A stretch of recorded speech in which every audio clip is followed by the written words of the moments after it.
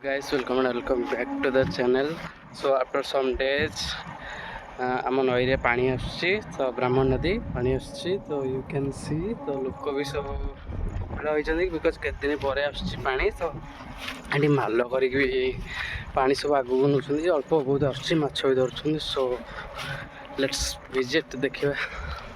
तो ये देखिपे पानी धीरे धीरे आसूँ तो ये लोक भी जो पानी आसूँ जो पानीटा आसूँ जो स्टॉप हो जाए जाले सुखी जाऊँगी तो सेमती माछ धरुंच तो एपटे देखिपे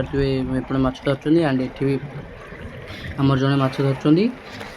देन ये आम कि समय माछ धर सारापर तो ये गोटे जगार अन्य जगह को आम ताड़ी पानी नहीं मिसौलु